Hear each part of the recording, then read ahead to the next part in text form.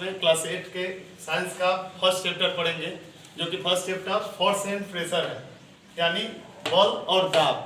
हम लोग देखेंगे कि इसके प्रभाव क्या होते हैं, यह कितने प्रकार के होते हैं, यह कार्य कैसे करता है, इसका एसआई यूनिट क्या है, इन सब चीज़ों के बारे में हम लोग देखेंगे। और निजी जीवन में इसका क्या प्रभाव पड़ता है, हम लोगों के रोज़मर्रा के जीवन में क्या प्रभाव पड़ता है, इस चीज़ को हम लोग देखेंगे। तो सबसे पहले हम लोग देखते हैं कि फोर्स होता क्या है। हम लोगों का टॉपिक है फोर्स एंड इफेक्ट। तो हम लोगों को देखना है कि आखिर फोर्स है क्या और इसके प्रभाव क्या है। तो सबसे पहले देखेंगे कि फोर्स है क्या। तो फोर्स का डिफिनेशन होता है अ फोर्स इज पुश और पुल, यानी किसी भी चीज पर अगर धक्का दे रहे हैं या किसी भी चीज को अपनी ओर खींच रहे हैं तो उस चीज को हम लोग क्या कहेंगे, फोर्स कहेंगे, कि उस चीज पर, उस ऑब्जेक्ट पर हम लोग बल लगा रहे हैं।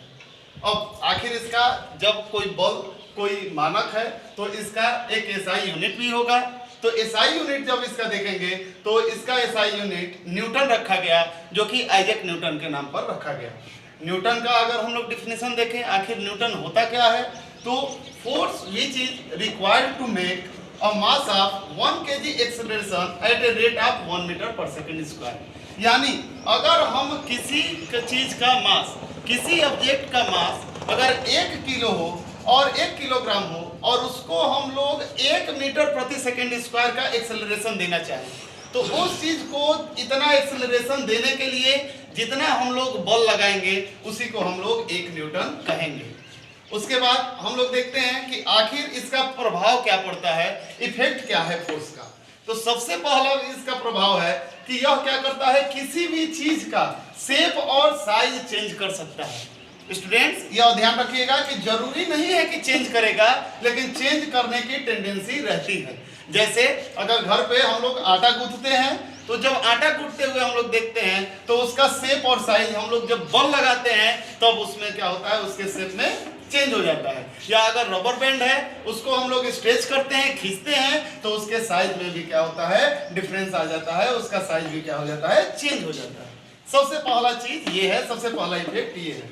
दूसरा क्या होता है कि अगर कोई ऑब्जेक्ट रुकी हुई है तो उसको मूव करा सकता है, या क्या करा सकता है, अगर कोई चीज मूव कर रही है तो उसको या तो धीरे कर सकता है या वो उसको रोक सकता है। जैसे कोई अगर साइकिल चल रही है, अगर आप क्या करते हुए उस पर थोड़ा सा बल अगर पीछे से उसके कैरियर पर लगाते हैं तो निश्चित रूप से वह क्या हो जाएगी, धीरे हो जाएगी। और अगर बहुत ज्यादा बल लगाते हैं तो हो सकता है कि वह रुक भी जाए।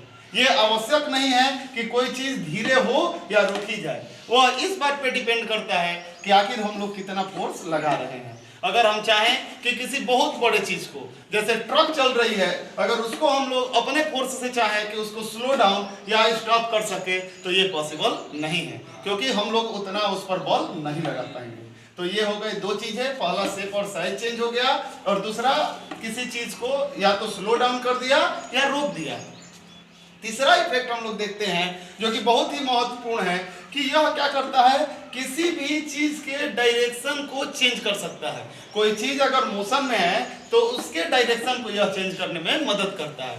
जैसे अक्सर आप लोग क्रिकेट देखते हैं, फुटबॉल देखते हैं, हॉकी देखते हैं, या कोई भी आउटडोर अगर गेम देखते हैं, तो जो उसमें क्रिकेट में बल्लेबाज होता है, गेंद आता है तो अपने बैट से उसको एक दिशा परिवर्तन कर देता है। सीधे गेंद आती है और उसको अपने दाएं बाएं या पीछे या आगे कहीं भी उसको दिशा परिवर्तन कर देता है। तो इस तरह से, या कोई भी चीज, अगर कोई भी चीज मूव कर रही है, अगर हम लोग उस पर एक बल लगाएं तो निश्चित रूप से क्या होगा, अगर हमारा फोर्स उसके फोर्स से ज्यादा होता है तो उसका जो दिशा होगा, उसका जो डायरेक्शन हो जाएगा वो चेंज होगा।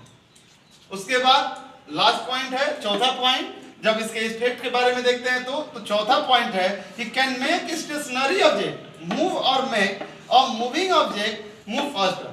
क्या करेगा, या तो किसी रुके हुए चीज को यह मूव करा सकता है, या कोई चीज पहले से ही मूव कर रही है तो उसको और तेज कर सकता है। यह क्या है, ठीक सेकंड पॉइंट का यह एक अलगाव है, ठीक सेकंड पॉइंट का विपरीत रूप है। जैसे सेकंड पॉइंट में क्या था कि कोई चीज मूव कर रहा था तो इसको रोका जा सकता था, या क्या किया जा सकता था, उसको धीरे किया जा सकता था। ऐसे ही जब चौथा पॉइंट में देखते हैं तो ये किसी चलते हुए चीज को धीरे नहीं करेगा और तेज कर देगा, या क्या करेगा, उसको अगर कोई चीज रुकी हुई है तो और उसको चला सकता है। जैसे अगर कोई खिलौने वाली गाड़ी है, अगर उसको हम लोगों को चलाना है, पीछे से थोड़ा सा बल अगर हम लोग लगाते हैं तो निश्चित रूप से वह चलने लगती है। या कोई साइकिल चल रही है, अगर उस पर हम लोग थोड़ा ज्यादा बल लगा दें तो वह और तेजी से चलने लगती है।